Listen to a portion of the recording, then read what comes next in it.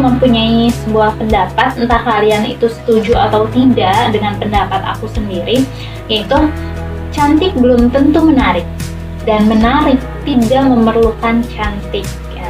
Oke, jika kalian setuju dengan pernyataan aku, kalian bisa tulis di kolom komentar. Dan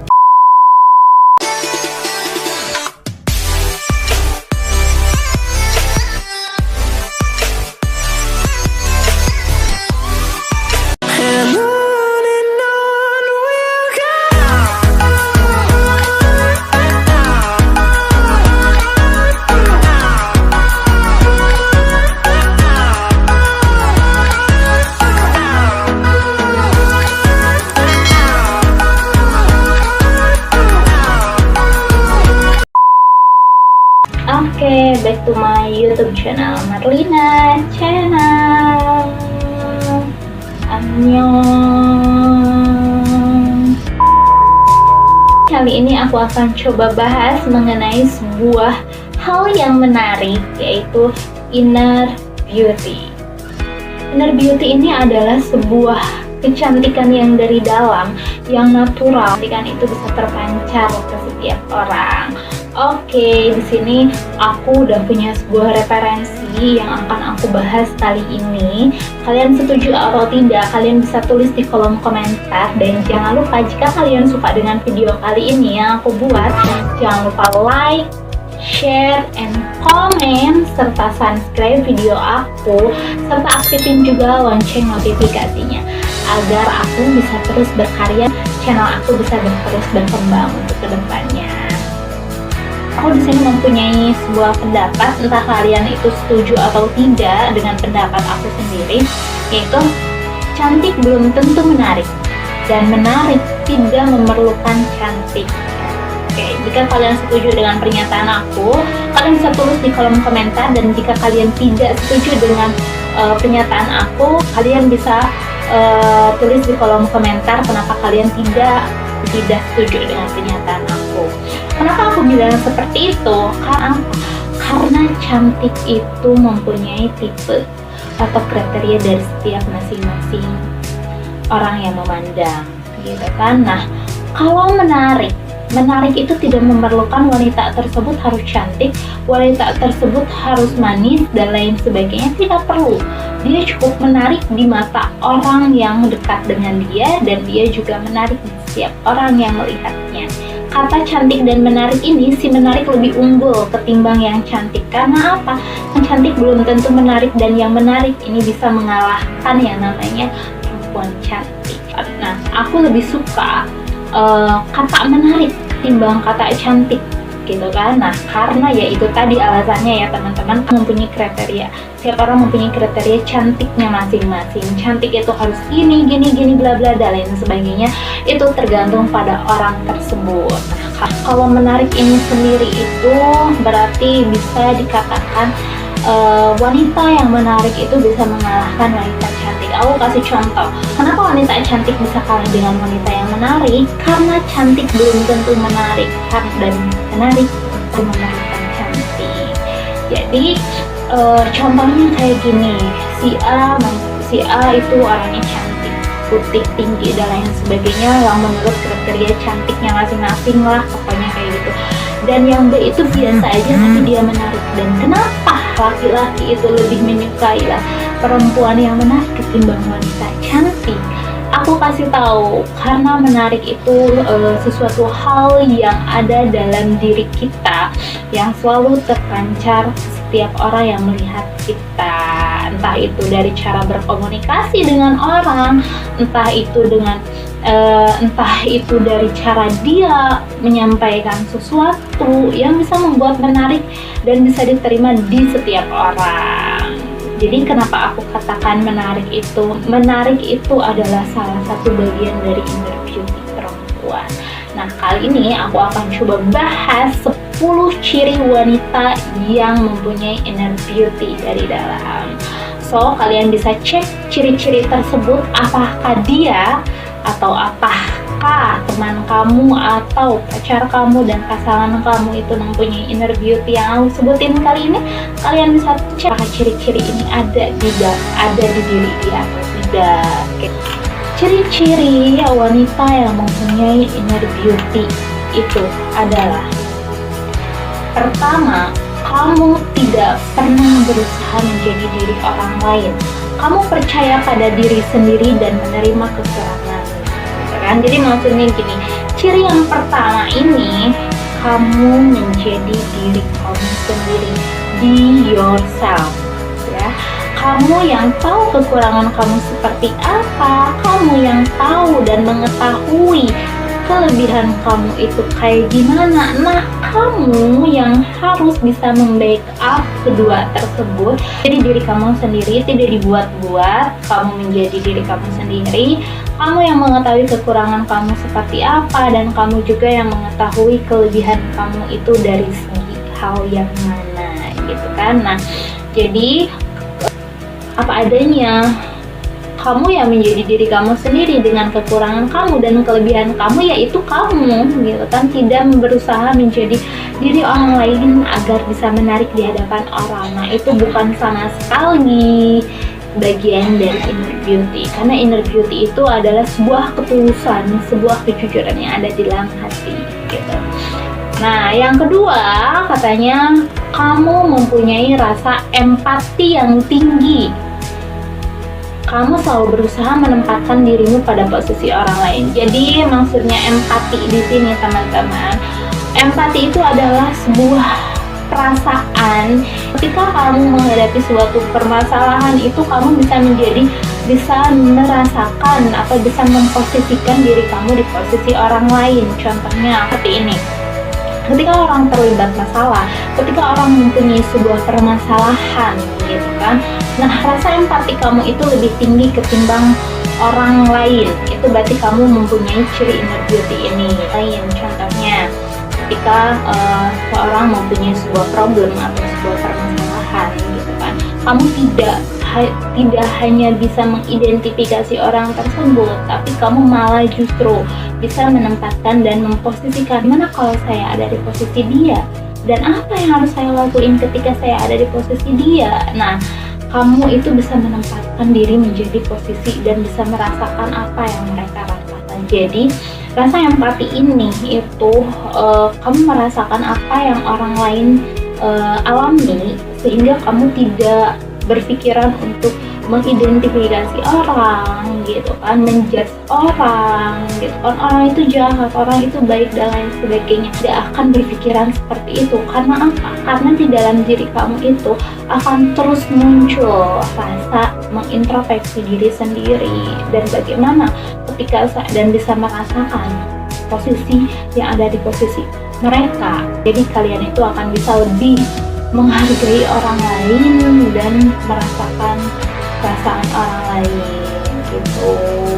Intinya empatinya lebih tinggi, gitu kan, ketimbang rasa ngejudge kamu, rasa mengidentifikasi kamu, gitu kan. Jadi perasaan itu akan muncul ketika kamu menyikapi dalam sebuah permasalahan. Kenapa masalah itu bisa muncul, gitu kan? Pasti ada sebab, ada akibat, gitu kan. Ini sangat berkesinambungan banget. Ketika kalian mempunyai rasa empati yang tinggi, kalian akan bisa mengamati bagaimana problem itu muncul. Pasti ada sebabnya dan lain sebagainya. Itu rasa empati yang sangat tinggi pada orang sekitar. Yang ketiga itu easygoing. Kamu bukan wanita yang penuh drama. Kamu tidak suka membesarkan suatu permasalahan yang kecil menjadi besar, dan mengecilkan suatu permasalahan yang besar dengan memberikan solusi yang terbaik.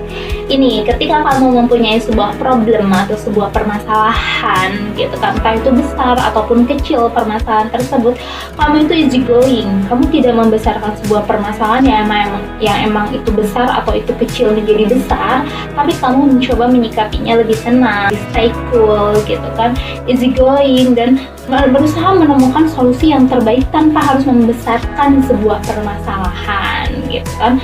Karena ketika permasalahan ini muncul, ketika kamu membesarkan suatu permasalahan itu, bukannya malah permasalahan itu selesai, tapi akan terus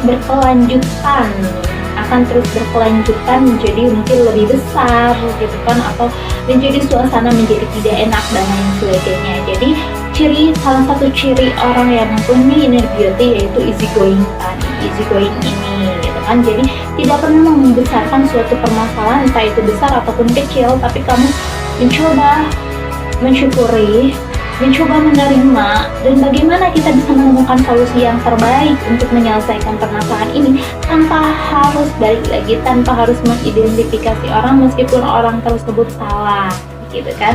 Kita memposisikan di setiap orang masing-masing. Ketika menurut biasanya kita itu berpikir seperti ini, ya orang itu salah, orang itu jahat dan lain sebagainya. Atau contohnya seperti kayak gini teman-teman, kalian sudah memberikan sesuatu hal yang sangat ikhlas, sangat tulus pada seorang teman, tapi ketika di perjalanan itu kalian dikecewakan gitu kan. Kalau menurut aku, itu adalah seleksi alam. Yang penting kalian lakukan dengan tulus, kalian lakukan dengan ikhlas. Ketika kalian melakukan itu, entah itu respon yang diberikannya itu baik atau tidak kepada kita, itu adalah hukum alam, itu adalah seleksi alam kalau orang tersebut akan terus berada di samping kita atau tidak. Nah, kalau ada suatu permasalahan misalkan yang membuat kita itu kecewa pada orang itu, berarti seleksi alam ini menyeleksi dia untuk tidak ada lagi di kehidupan kita gitu kan. Menyeleksi dia untuk agar kita lebih tahu bahwa orang tersebut itu sifatnya seperti ini, dan kita agar dia jadi tidak drama. Jadi ya ketika kita mempunyai sebuah permasalahan, kita mencoba mentafakuri diri, kita mencoba mengintrospeksi diri sendiri tanpa harus ngejudge orang lain dan tanpa harus mengidentifikasi orang tersebut. Kita memposisikan, balik lagi ini nyambung dengan tadi ya, kita tidak perlu mengidentifikasi orang, rasa empatinya juga kita timbul gitu kan. Kita menjadi bisa merasakan dari berbagai macam sudut pandang yang ada, bukan hanya dari sudut pandang kita saja bahwa dia salah, tapi kita juga memposisikan di sudut pandang orang tersebut gitu kan. Kalau kita melihat dari sudut pandang kita sendiri kan gampang ya teman-teman, menurut kita itu salah, ya udah salah aja gitu kan. Tapi ketika kita memposisikan rasa empati kita itu timbul, ketika kita memposisikan diri kita di posisi orang tersebut, ini belum tentu salah gitu kan.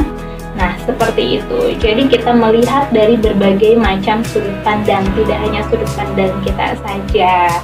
Itu yang ketiga. Yang keempat, nggak gengsi tuh gitu kan. Kamu adalah wanita yang tahu berterima kasih dan bersyukur gitu. Jadi maksudnya itu wanita yang mempunyai rasa cara berterima kasih dan cara bersyukur itu ya balik lagi, ini adalah sebuah perasaan yang akan muncul dari hati gitu kan. Kamu tak segan mengucapkan kata tolong, kamu tidak segan untuk mengatakan kata maaf, dan kamu tidak segan untuk mengatakan kata berterima kasih atau terima kasih kepada orang gitu kan. Karena apa?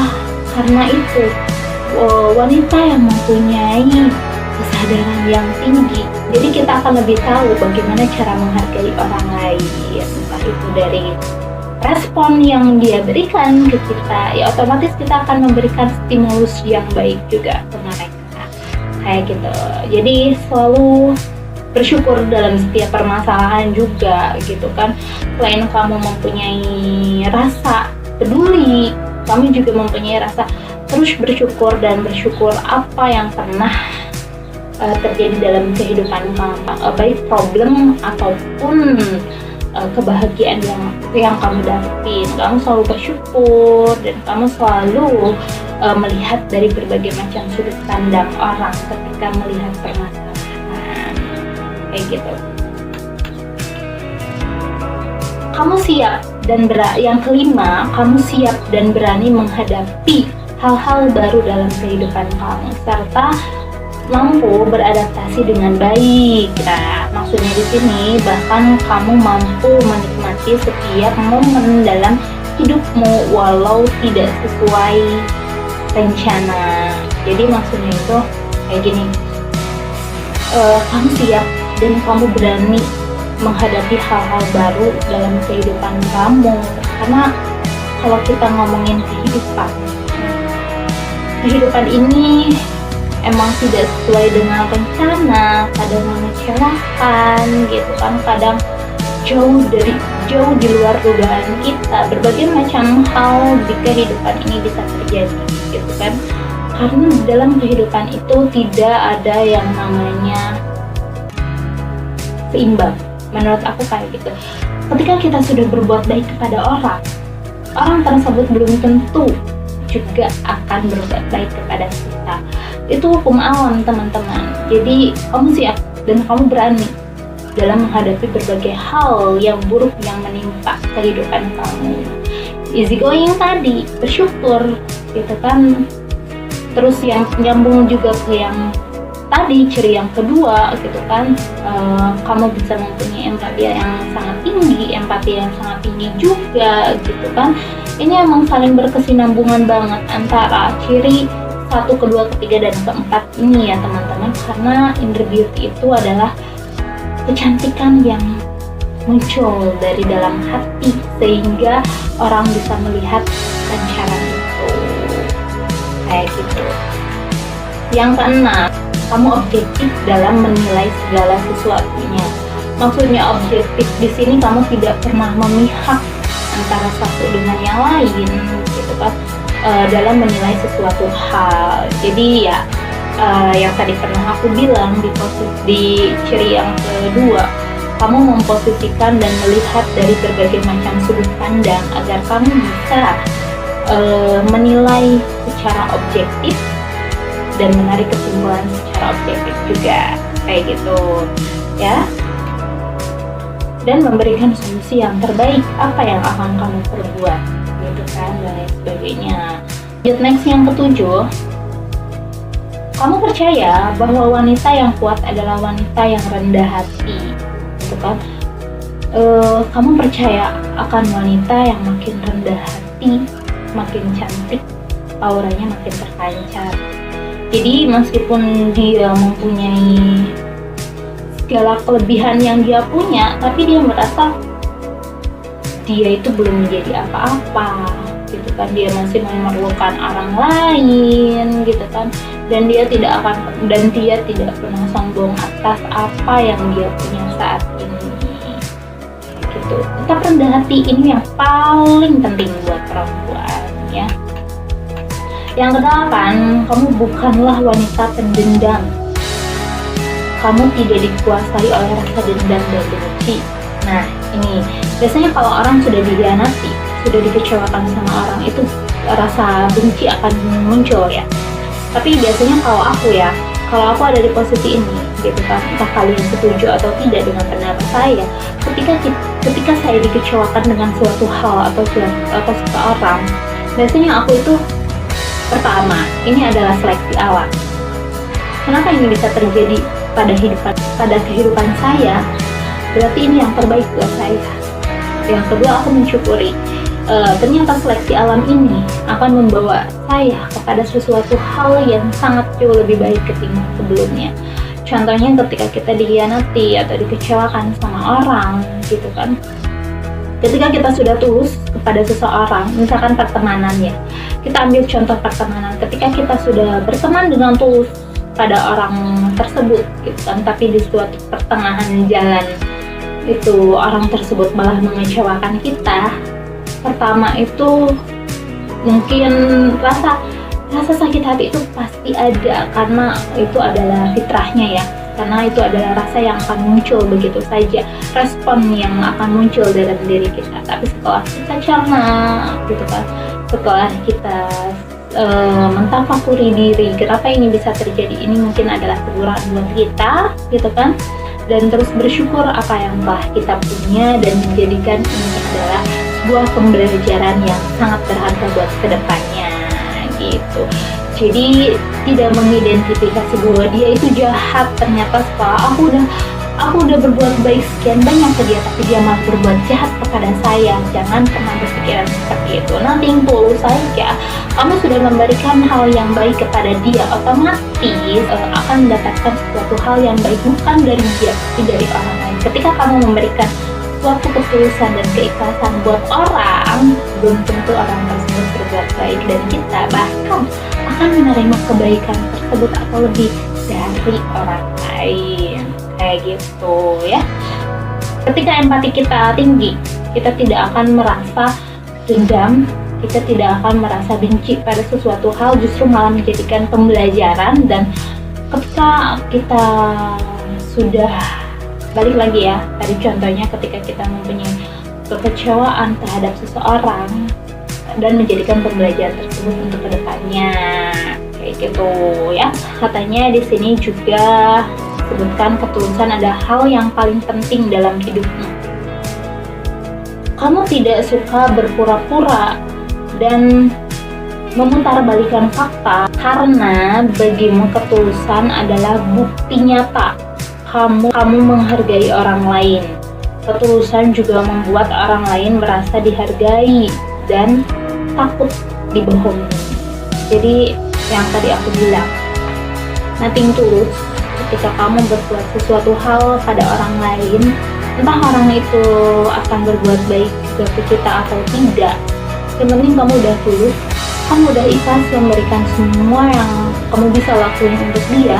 Nah, selepasnya respon yang kamu terima itu mau baik, mau buruk, ya nothing tulus. Kamu tidak memikirkan hal itu. Karena apa? Karena kamu memberikan yang terbaik dan yang baik buat orang itu, dan dilakukan dengan tulus, kamu juga akan mendapatkan ketulusan dan keikhlasan dari orang lain, bukan orang tersebut. Jadi ya, pokoknya intinya kamu nothing tulus, ikhlas dalam melakukan sesuatu hal.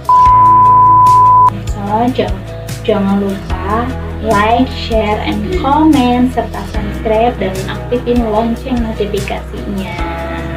Sampai ketemu di next video selanjutnya.